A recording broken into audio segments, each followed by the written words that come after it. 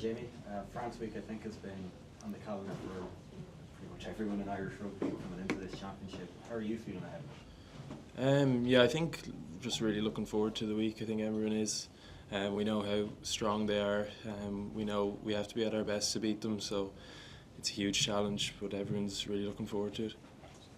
What particularly about the likes of, say, Thomas Ramos or their back three or anyone on their team that isn't named Dupont do you particularly like? Do you focus on any of those players and learn from them? I think they're all brilliant players. Ramos, obviously, he's a brilliant footballer. He plays a lot of 10 as well as 15. Has a big boot, and he's not afraid to try stuff. And a lot of the time it comes off. The like Bielbury, obviously he's lightning quick, and Penno, he just has a knack for beating defenders, and he scores a lot of tries. So they're all, definitely look up to all of them. Am I right in thinking you played in that Champions Cup final last year? Yeah. And I suppose we focus on the New Zealand and South Africa rivalries when it comes to Irish rugby, but the Ireland-France one has been one that I think the rugby world has really enjoyed. Do you get much out of that emotionally in terms of just two teams absolutely at their peak? I remember I was watching the game 2 years ago in the Aviva, and that was probably one of the best games I've ever watched. It was end to end. I think the ball and play time was ridiculously high as well, and I think you knew watching that those two teams at the time were probably the two best teams in the world, and they're the games you want to play in, hopefully it'll be more of the same this week. Cheers. Go well, Saturday. Thank you. Sinead? Jamie, do you remember who you were there with 2 years ago? I think I was just at home. I know I was in camp, but I was at home watching it. Yeah.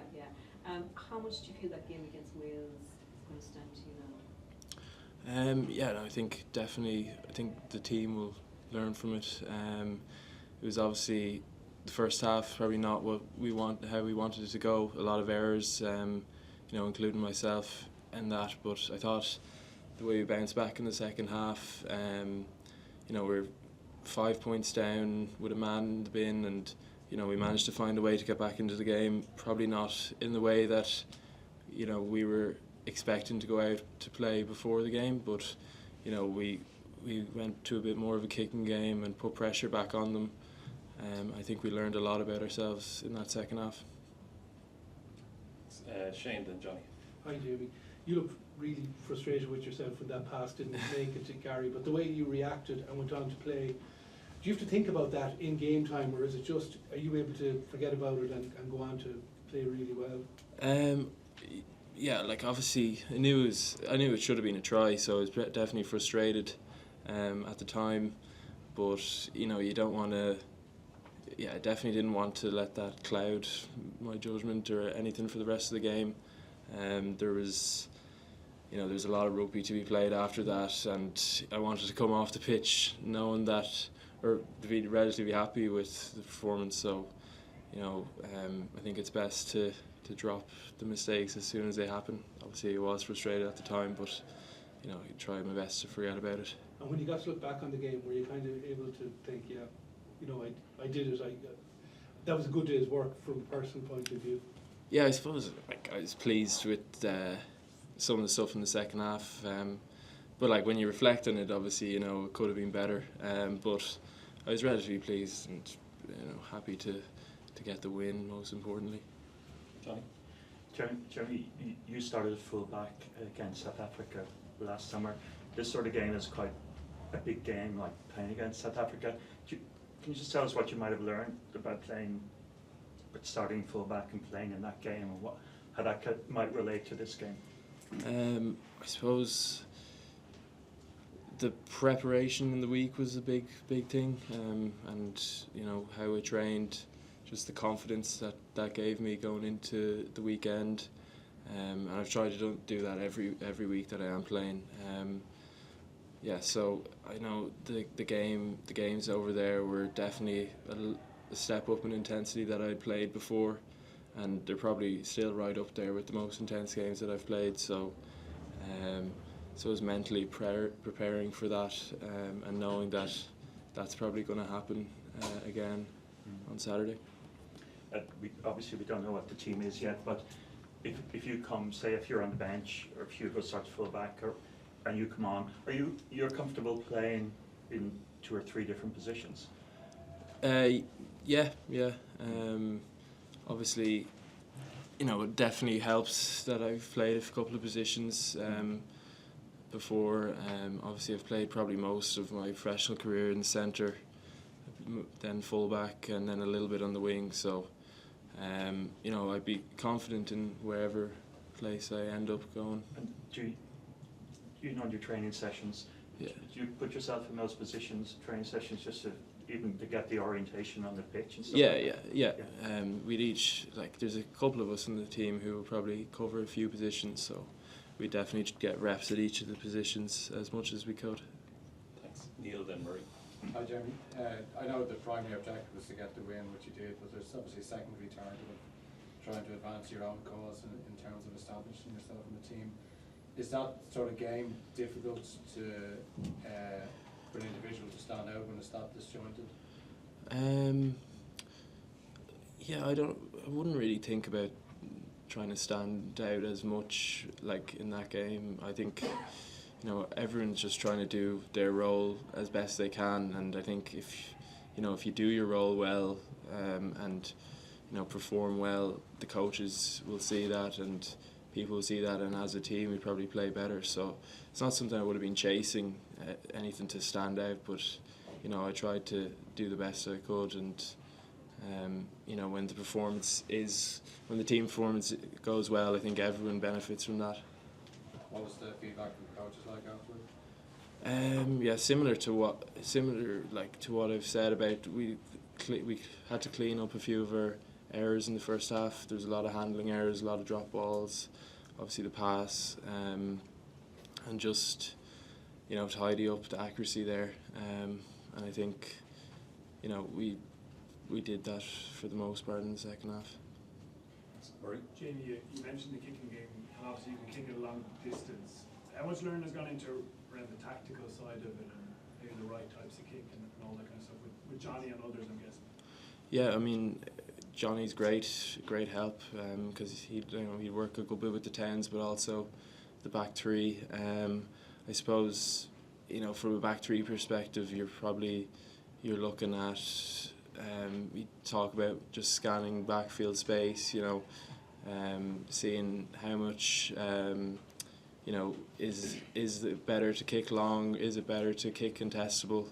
Those sort of decisions. Because obviously, like Lowy as well, he's a great long kicker, and Sam, of course. But then we have lads like Hugo, who's so good at, and Mac, who are so good at chasing and getting in the air. So it's about working together really, and deciding on what's the best kick option at the time. Have you had a competition with James Lowe? No, I haven't. But maybe one day. Just on the French, Dupont can kick with both feet, Entamac, Ramos, all the different options. How challenging is that as a backfield? Yeah, no, definitely challenging, and we've spoken about that this week. I suppose, they can kick the ball long, but they also come with a lot of little attacking kicks, little grubbers, chips. So I think it's the responsibility is on the whole team really to be able to see that, and the backfield will play a big part obviously, but I think everyone needs to be switched on. Last couple of questions, Neil and then Derek. Jamie, were there any particular French players you would have looked up to when you were younger or tried to model your game off?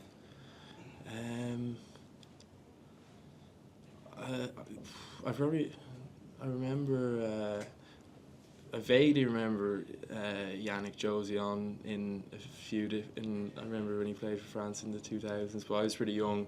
But I just remember him. He was always kind of a standoutish player for them. Any others? Yeah, off the top of my head, I can't think. Who were the broader icons, maybe just worldwide game or in Ireland? Obviously, Brian O'Driscoll here, but I think everyone would probably say that. I loved Rob Carney as well, Dan Carter from New Zealand. I think, I don't know, those three probably were the main ones. And Derek. We've seen a big emphasis on youth this week, on those people leaving and those people signing new contracts. Now, as far as I'm aware, you're only slightly younger than John McCarthy, but you missed his age group, or under 20. But what do you make of him? You're the two youngest, if you like, kids, you're not kids anymore, but you're the two youngest in the band. What do you make of Joe, or how has he helped you in particular, or how does he help you down at Leinster? Yeah, Joe's been great. Like, I'd be very close with Joe. We're same 20s year, but he would have been out of school a year before, so he got that extra year. He's great. I mean, you know, the way he stepped up last year, Six Nations, was unbelievable, and you know, he's fully deserved it, the contract that he's got, and I'm delighted for him. And you know, he's just very helpful. That's what I want to ask you about.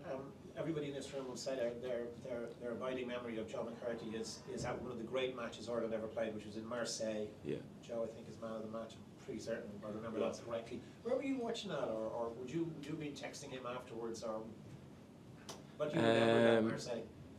Oh, I think I was at home as well. I think I was rehabbing an injury at the time, but